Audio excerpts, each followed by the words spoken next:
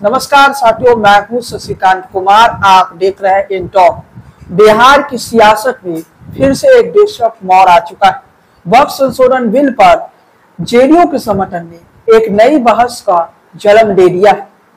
क्या नीतीश कुमार की पार्टी अब मुस्लिम वोटों की परवाह नहीं कर रही? क्या नीतीश कुमार को अब फर्क नहीं पड़ने वाला है कि मुस्लिम उनके साथ आए या मुस्लिम उनके अगेंस्ट में जाए? क्योंकि परिस्थिति तो ऐसा ही नजर आ रहा है।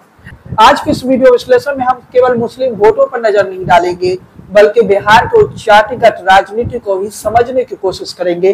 तो इसलिए आज के इस वीडियो को आप एंड तक देखिए। अगर चैनल पर पहली बार आए हैं, चैनल पर पहली बार वीडियो देख रहे हैं, तो चैनल को सब्सक्राइब कर लीजिए और बेल आइकन वाली जो घंटी है ना, उसे बजा कर रख दीजिए। जैसे ही कोई नया वीडियो अपलोड हो, क्योंकि बिहार चुनाव पर अब लगातार न्यूज रिपोर्ट आ रहा है, लगातार आपको बिहार चुनाव पर हम सबसे सटीक विश्लेषण करेंगे। और इसलिए इस चैनल को आप सब्सक्राइब करके रख लीजिए। फेसबुक पर देख रहे हैं तो पेज को फॉलो करके रखिए। वैसे हमारा इंटॉक के जो फॉलोअर्स की संख्या है वो 20,000 से भी ज्यादा हो चुका है फेसबुक पर। तो इसके लिए आप सभी को धन्यवाद कि आपने हमारे फॉलोअर्स की संख्या 20,000 से ज्यादा कर दिया। और उम्मीद करते हैं यूट्यूब पर भी हम जल्द से जल्द 10,000 सब्सक्राइबरों को पूरा कर ले और उसके बाद जो हमारा टारगेट हो वो 1 लाख सब्सक्राइबर्स का हो।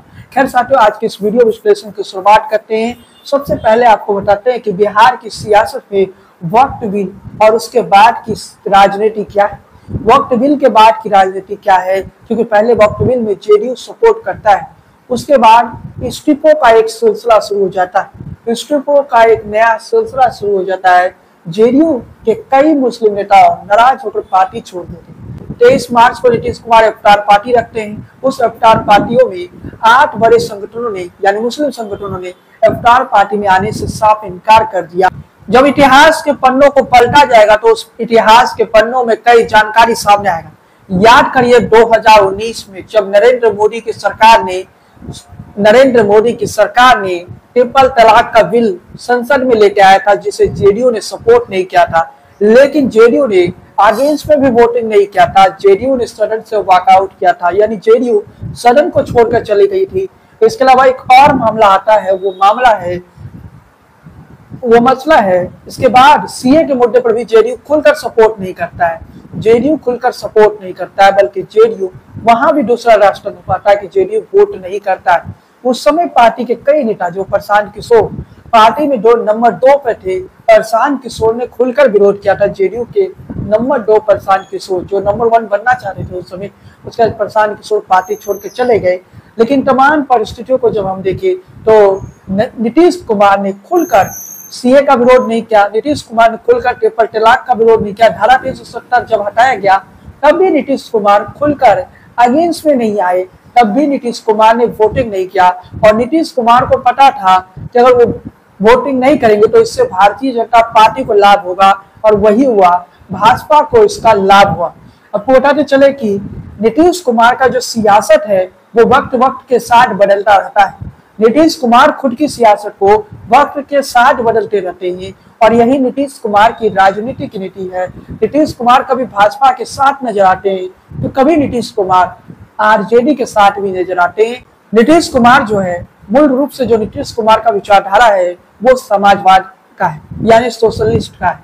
वो समाजवाद की विचारधारा रखते हैं, वो समाजवादी विचारधारा से आते हैं, समाजवाद की बात करते हैं, वो सामाजिक न्याय की बात करते हैं। और नीतीश कुमार का जो मूल्य विचारधारा है वो धर्मनिरपेक्षता क्या है, यानी नीतीश कुमार धर्मनिरपेक्षता के सिद्धांत का पालन करते हैं। कुमार खुद को तो सेकुलर कहते हैं, लेकिन नीतीश कुमार की जो विचारधारा है कभी इस तरफ होता है तो नीतीश कुमार का विचारधारा कभी उस तरफ चले जाता है। उदाहरण के तौर पर देखिए, यही नीतीश कुमार कभी कांग्रेस के साथ आ जाते हैं, सेकुलर खेमों के साथ आ जाते हैं, तो कभी ये उग्र हिंदूवादी की सोच रखने वाले उस भारतीय जनता पार्टी के साथ आ जाते हैं, जो भारतीय जनता पार्टी हिंदू राष्ट्र के सपने देखता है। जो भाजपा में ज्यादातर लोग हिंदू राष्ट्र के बारे में बात करते हैं, लेकिन नीतीश कुमार से पूछेगा तो शायद वो हिंदू राष्ट्र के पक्ष में ना हो, या नीतीश कुमार यहाँ भी बड़े चालाकी से अपने बात करके निकल जाए। यूं कहिए कि जब बागेश्वर बाबा बिहार आए तो उन्होंने कहा कि बिहार पहला हिंदू राज्य बनेगा। उस समय नीतीश कुमार के पार्टी जनता दल यूनाइटेड की तरफ से कोई बयान नहीं आता है। जनता दल यूनाइटेड खामोश हो जाता है। तो क्या नीतीश कुमार और नीतीश कुमार की पार्टी भी खुद को बदलने की तैयारी कर चुकी है? और खास बात इसमें ये समझिए कि 2015 में जहां मुस्लिमों ने नीतीश कुमार के साथ, क्योंकि उस समय आरजेडी के साथ गठबंधन था, कांग्रेस के साथ गठबंधन था, तो मुस्लिमों ने नीतीश कुमार के साथ खड़े रहे। लेकिन जब 2020 आता है, जब जेडीयू और भाजपा एकजुट हो जाता है, तब मुस्लिमों ने कहीं ना कहीं जनता दल यूनाइटेड को दगा दिया, मुस्लिमों ने जनता दल यूनाइटेड को धोखा दिया। तब मुस्लिम वोट शेयर घटकर 5% हो जाता है, मतलब 5% से भी कम हो जाता है। 2015 में बिहार में एक तरफा मुस्लिम वोट बैंक जो है वो नीतीश, लालू और कांग्रेस के गठबंधन के साथ चले जाता है। लेकिन 2020 आते आते मुस्लिम वोटर जो है, मुस्लिम वोट शेयर जो है वो घटकर 5% पर आ जाता है। यानी नीतीश कुमार इस बात को जब समझ गए कि अगर वो वक्त बिल पर मुस्लिमों का सपोर्ट कर भी देते हैं तब भी मुस्लिम वोट बैंक नहीं मिलेगा। ठीक है, शब्दों में समझिए, नीतीश कुमार ये जान चुके हैं क्योंकि वो बीजेपी के साथ है, तो उस परिस्थिति में मुस्लिम वोट बैंक तो मिलना ही नहीं है। जब मुस्लिम वोट बैंक मिलना ही नहीं तो उस वोट बैंक की फिक्र क्यों किया जाए? नीतीश कुमार ने एक दूसरा फॉर्मूला निभाया, 70% हिंदू वोट बैंक पर कहीं ना कहीं फोकस कर दिया। 18% मुस्लिम वोटरों को छोड़कर 70% जो हिंदू वोट बैंक है, उस हिंदू वोट बैंक पर नीतीश की नजर पड़ गई।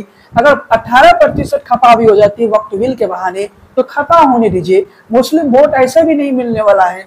नीतीश कुमार ये समझ गए क्योंकि मुस्लिम वोट नीतीश कुमार को मिलता नहीं, 4-5% वोट बैंक से क्या हो जाएगा? अगर 4-5% वोट नहीं भी मिलता है तो कोई फर्क नीतीश कुमार को नहीं पड़ने वाला है। इसलिए नीतीश कुमार ने एक नया प्लान तैयार किया, और वो प्लान क्या था नीतीश कुमार का? वो प्लान था कि हम हिंदू वोटों को साधने की कोशिश करेंगे, हम हिंदू वोटों को अपने साथ जोड़ने की कोशिश करेंगे। और दूसरी बात यह है कि 2024 के लोकसभा चुनाव में सीमांचल में जेडीयू ने 3 सीटों पर चुनाव लड़ा, तीनों सीट जेडीयू हार गई।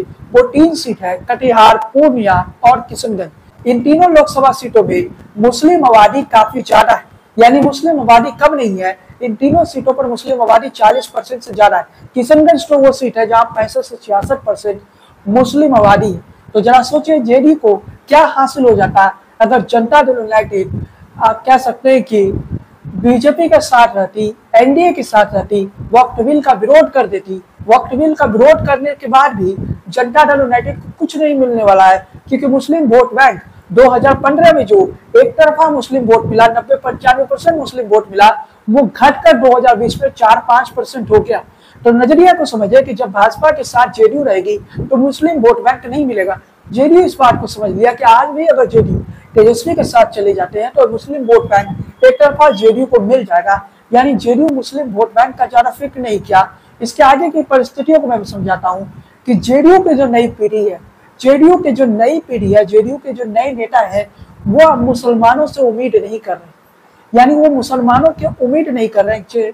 आपको याद ही होगा ललन सिंह ने जब कह दिया कि नीतीश जी ने मुसलमानों के लिए तो बहुत किया, लेकिन मुसलमानों ने नीतीश कुमार को वोट नहीं दिया। इसके अलावा संजय झा की बात करें तो वो तो भाजपा से आए, वो उसी संघीय विचारधारा से आए, वो उसी आरएसएस के विचारधारा से जेडीयू में शामिल हुए हैं। तो संजय झा की जो विचारधारा है वो बीजेपी वाला विचारधारा है। और जेडीयू में जो वर्तमान चेहरे हैं ज्यादातर बीजेपी सपोर्टर है, यानी बीजेपी की विचारधारा के सपोर्टर है, क्योंकि उन लोगों को लगने लगा मुस्लिम वोट उन्हें नहीं मिलने वाला है क्योंकि वो एनडीए में है। इसके अलावा एक और बात मैं बताना चाहता हूँ साथियों कि जहां जेडीयू की जो मुस्लिम वोट बैंक हम देखें 2020 के विधानसभा के, तो जहां जहां मुस्लिम कैंडिडेट खड़ा था वहीं जेडीयू को 4 या 5% से ज्यादा मुस्लिम वोट मिला है। उस जहां जहां जेडीयू का हिंदू कैंडिडेट था वहां 1% भी जेडीयू को मुस्लिम वोट नहीं मिला है। इस नजरिए से समझ लीजिए कि जनता दल यूनाइटेड ने पूरा रिसर्च किया और जनता दल यूनाइटेड ने रिसर्च के बाद ये निर्णय पर पहुंचा अगर हम वक्फ बिल का विरोध भी करते हैं तो मुस्लिम वोट बैंक हमें नहीं मिलने वाला है, तो हम बिल का विरोध क्यों करें। सीमांचल की तस्वीर हमने बता दिया, जहां मुस्लिम आबादी अच्छा खासा है वहां एक भी सीट जेडीयू नहीं निकाल सकती लोकसभा चुनाव में। और जब विधानसभा की हम जिक्र करें तो सीमांचल में टोटल 24 विधानसभा सीटें हैं, 24 में 6 सीटें ही एनडीए के पास है, जिसमें 4 बीजेपी जीती है, 2 सीटें जेडीयू जीती है। मतलब समझ लीजिए कि सीमांचल में भी जेडीयू का बजट नहीं है, सीमांचल की सियासत में भी जेडीयू कहीं भी नहीं है, ना विधानसभा में है और ना ही लोकसभा में है। जहां पर मुस्लिम आबादी अच्छा खासा आबादी है, जिन सीटों पर मुस्लिम आबादी है वहां भी जेडीयू को उतना वोट से नहीं मिला है, जेडीयू को उतना वोट नहीं मिला है। तो जेडीयू मुसलमानों की फिक्र क्यों करे, नीतीश कुमार मुसलमानों की फिक्र क्यों करे, नीतीश कुमार सीधी राजनीति कर रहे हैं। उसी राजनीतिक फॉर्मूले पर कर रहे हैं जो योगी आदित्यनाथ उत्तर प्रदेश में क्या करते थे। वो 70% योगी आदित्यनाथ कहते हैं 20% उधर है, बाकी 80% हमारे इधर है। और कहीं ना कहीं उसी रणनीति पर नीतीश कुमार बढ़ गए, जहां 18% वोट बैंक को छोड़ती है और बाकी वोट शेयर को नीतीश अपना बनाने की कोशिश कर रहे हैं, यानी हिंदू वोट बैंक को एकजुट करने की कोशिश कर रहे हैं। हम बार बार सीमांचल का जिक्र कर रहे हैं क्योंकि सीमांचल एक मुस्लिम इलाका है। यहाँ वक्फ बिल का असर साफ दिखेगा। राजद, कांग्रेस और ओबीसी की पार्टी का कहीं ना कहीं यहाँ पर तैयारियां कर चुकी है। लेकिन एक और नजरिए से समझिए कि चिराग पासवान, जो कि आप कह सकते हैं कि चिराग पासवान उसी पार्टी से आते हैं, उस विचारधारा से आते हैं। चिराग पासवान के पिता 2005 में किसी के सरकार बनने नहीं दिए, क्योंकि चिराग पासवान के पिता रामविलास पासवान ने ये शर्त रख दिया था कि अगर मुस्लिम मुख्यमंत्री बिहार में बनता है तब रामविलास पासवान की पार्टी लोक जनशक्ति पार्टी सपोर्ट करेगी। उन्हीं के बेटे रामविलास पासवान के बेटे चिराग पासवान आज की तारीख में मुस्लिमों के बिल यानी वक्फ बिल का विरोध नहीं करते, बल्कि वक्फ बिल के सपोर्ट में वोटिंग करते हैं। तो नजरिए को समझिए कि अब मुसलमान चिराग के साथ भी नहीं जाएंगे। चिराग भी अपनी उस सियासत को, जो उन्हें सियासत विरासत में सियासत मिली है धर्मनिरपेक्षता की, उस सियासत से आगे बढ़ रहे हैं। क्योंकि चिराग भी समझ चुके हैं अगर वो बीजेपी के साथ रहेंगे तो उन्हें हिंदू वोट बैंक पर और उनका जो कोर वोटर है, जो उनकी जाति का वोट बैंक है, जो लोक जनशक्ति पार्टी का कोर वोटर है, उसी वोट बैंक पर निर्भर रहना पड़ेगा। क्योंकि मुस्लिम वोट बैंक बीजेपी के साथ रहने पर चिराग पासवान को नहीं मिलेगा। और चिराग 2030 में मुख्यमंत्री बनने के भी सपने देख रहे हैं। इस समय जब बिहार में बागेश्वर बाबा आते हैं और बागेश्वर बाबा जब कहते हैं कि बिहार पहला हिंदू राष्ट्र बनेगा, तो जेडीयू की तरफ से कोई प्रक्रिया नहीं आती, चिराग पासवान की तरफ से कोई प्रक्रिया नहीं आती है। कोई ऐसी प्रक्रिया एनडीए के किसी नेता की तरफ नहीं आती है जो उस हिंदू राष्ट्र के उस सिद्धांत के अगेंस्ट में हो। विपक्ष की तरफ से आती है, लेकिन जेडीयू या फिर किसी अन्य पार्टी की तरफ से नहीं आती। अगर वहीं पर हम देखें बिहार में जातिगत सर्वे के अनुसार, बिहार की जातिगत सर्वे के अनुसार बिहार में जो पिछड़ा वोट बैंक है वो 63% है। बिहार में दलित वोट बैंक 19% है और 15% स्वर्ण वोट बैंक है। यहाँ पर मैं बताना चाहता हूँ साथियों कि बिहार की जो सियासत है, उस सियासत को इस नजरिए से समझे कि 19% में या 19.5% जितनी भी आबादी दलितों की है, उसमें 10% आबादी महादलितों की है। और तेजस्वी यादव इसी वोट बैंक पर नजर रखे हैं, जिसमें माझी जाति आती है, जितेंद्र माझी की जाति आती है और माझी की जाति के साथ तेजस्वी एक सम्मेलन भी करते हैं। तेजस्वी मिशन कोर वोटर पर कहीं ना कहीं फोकस करे। इस समय बिहार में टोटल 243 विधानसभा सीटें हैं, लेकिन इसमें 38 सीटें दलित और महादलित बहुल है। इन 38 सीटों पर तेजस्वी यादव का फोकस है। इन 38 सीटों पर तेजस्वी यादव फोकस कर रहे हैं। तो थोड़ा समझिए सियासत के पन्नों को, थोड़ा समझिए बिहार की सियासत की तस्वीर को। इन तमाम परिस्थितियों को अगर हम देखें तो इस समय बिहार में जो ईबीसी की आबादी है वो करीब 36% है, ओबीसी आबादी 27% है। ईबीसी और ओबीसी आबादी को अगर हम देखें, ईबीसी आबादी 36%, ओबीसी आबादी 27%, दोनों को मिला दे टोटल हो जाता है 63%। इसमें 14.5% यादवों की आबादी यानी ओबीसी में 14.5% यादव भी है। यादवों की आबादी 14.5% है। मुसलमानों की आबादी लगभग 18% है। अगर तेजस्वी के कोर वोटर मुस्लिम और यादव दोनों 60 हो जाते, कुछ परसेंट बीजेपी के सपोर्ट में यादव भी जाते हैं, उन्हें अगर हम छोड़ते तो मिलाकर बीजेपी के तेजस्वी यादव के पास कुल के खुद के ही वोटर्स जो तेजस्वी के पास है, एमवाई समीकरण जिसे कहते हैं, वो लगभग 14.5% अगर यादवों की आबादी तो जोड़ ली। इन दोनों को अगर हम जोड़ते हैं तो इन दोनों को जोड़ने के बाद हमें यह समझ में आता है कि तेजस्वी यादव के पास लगभग 33% वोट बैंक है। 33% वोट बैंक तेजस्वी यादव के साथ है, यादव प्लस मुस्लिम यानी एमवाई समीकरण। लेकिन इसमें भी 2%, 3%, 4% ऐसे वोट बैंक होते हैं जो भाजपा के साथ चले जाते हैं। इन तमाम परिस्थितियों में अगर तेजस्वी यादव के पास हम मान लेते हैं कि एमवाई समीकरण मिलाकर 27 या 28% ही रहते हैं।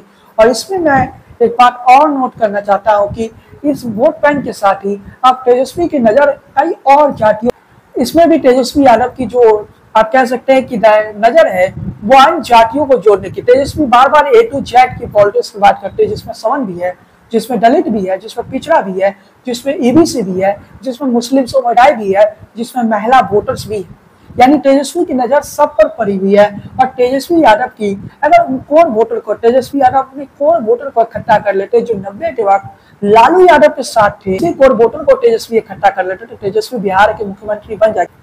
अगर तेजस्वी यादव अपने कोर वोटर को ही इकट्ठा कर लेते, तेजस्वी यादव उस वोट बैंक को, जो लालू यादव का वोट बैंक हुआ करता था, उस वोट बैंक को इकट्ठा कर लेते तो शायद बिहार की सियासत के में एक बार फिर से आरजेडी सत्ता में आ जाएगा। 2020 में आरजेडी ने शानदार प्रदर्शन किया था, लेकिन 2020 और ये 2025 है, और 2025 में क्या तेजस्वी यादव एक बार फिर से वो शानदार प्रदर्शन दोहरा पाएंगे?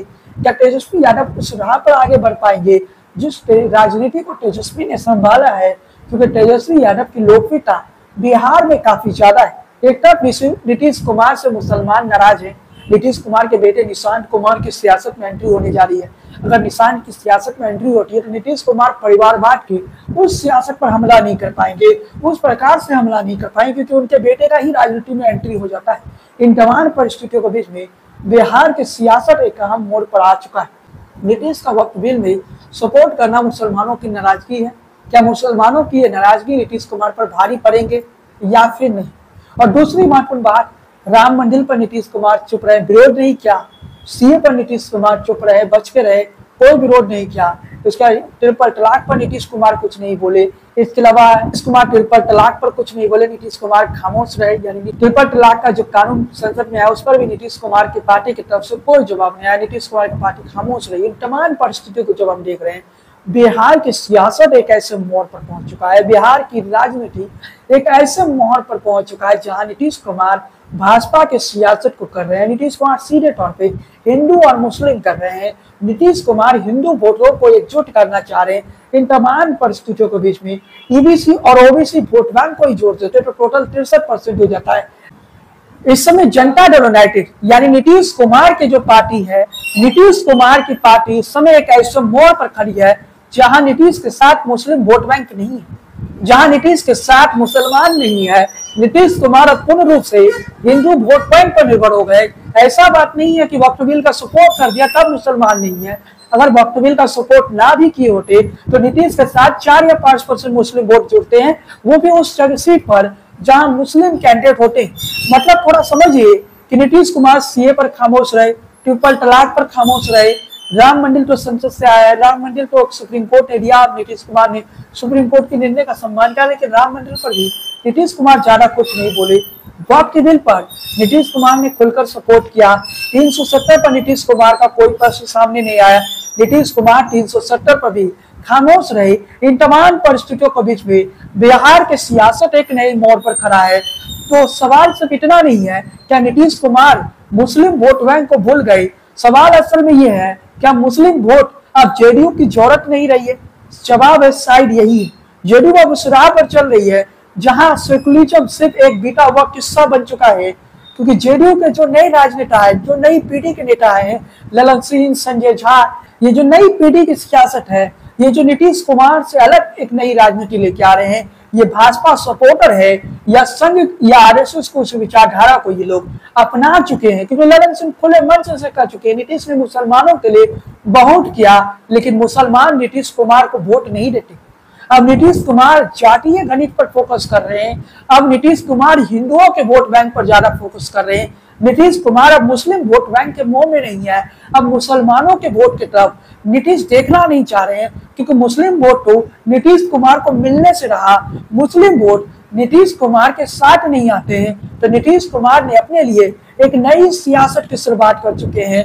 नीतीश कुमार की इस नई सियासत और इस नई राजनीति में कहीं ना कहीं एक नया खेल का इंतजार करिए, एक नई राजनीति का इंतजार कीजिए, एक नई सवेरा का इंतजार कीजिए, जहां बिहार की सियासत अब पूर्ण रूप से भगवा सियासत हो चुका है। मैंने कई वीडियो में बताया कि 2025 का विधानसभा चुनाव भारतीय जनता पार्टी हिंदुत्व के नाम पर लड़ेगी, जिसमें एनआरसी भी होगा। नीतीश कुमार सीए पर खामोश रहे, लेकिन जब घोषणा पत्र में भाजपा एनआरसी को डालेगा तब नीतीश कुमार क्या कहेंगे? तब शायद नीतीश कुमार एक बार फिर से खामोश हो जाएंगे, जैसे बागेश्वर बाबा के उस बयान पर नीतीश खामोश रहे, जब बागेश्वर बाबा ये कहते हैं कि भारत अगर हिंदू राष्ट्र बना तो हिंदू राष्ट्र जब बनेगा तो उसकी जो धुरी होगी, उस हिंदू राष्ट्र की जो कल्पना आरएसएस और संघ ने कर रही है, तो उस हिंदू राष्ट्र की जो कल्पना भारतीय जनता पार्टी, संघ, आरएसएस या हिंदू संघ कर रहे हैं, उस कल्पना को पूर्ण करने वाला पहला राज्य बिहार बनेगा। पहला हिंदू राज्य बिहार बनेगा, ये बातें जब बागेश्वर बाबा कहते हैं तो ऐसे नहीं कहते हैं, क्योंकि बिहार की राजनीति एक ऐसे मोड़ पर खड़ा है जहां कभी भी कुछ हो सकता है। बिहार की सियासत एक ऐसे मोड़ पर खड़ा है जहां कभी भी वो तूफान आ सकता है, जिस तूफान का इंतजार शायद नीतीश कुमार नहीं कर रहे हैं, क्योंकि अभी तो वक्त व्हील पर नीतीश ने सपोर्ट किया। आगे क्या पता नीतीश कुमार को एनआरसी के मुद्दे पर भी भाजपा का सपोर्ट करना पड़ेगा और एनआरसी बिहार में लागू होगी। तो इस तस्वीर को भी थोड़ा नोट करिए, क्योंकि इस बार बिहार विधानसभा चुनाव में भाजपा अपने हिंदुत्व के सारे एजेंडे को घोषणा पत्र में तो जारी करेगा ही, और भाजपा अपने घोषणा पत्र में हिंदुत्व के तमाम एजेंडे को जारी करेगा। एनआरसी को डाला तो समझ लीजिए सीमांचल की वो 24 विधानसभा सीटें, जहां पिछली बार 6 सीटें आई, वहां सीटों की संख्या बढ़ जाएगी, क्योंकि यही वो सीट है जहां बांग्लादेश की घुसपैठ सबसे ज्यादा होती। इन तमाम परिस्थितियों के बीच में साथियों आज के इस वीडियो विश्लेषण को हम समाप्त करते हैं। चैनल पर पहली बार आए हैं तो सब्सक्राइब वाला बटन दबा दीजिए, बेल आइकन की घंटी को बजाना बिल्कुल ना भूलें। फेसबुक पेज को फॉलो कीजिए, लाइक कीजिए, बने रहे टॉक के साथ। जय हिंद, वंदे मातरम।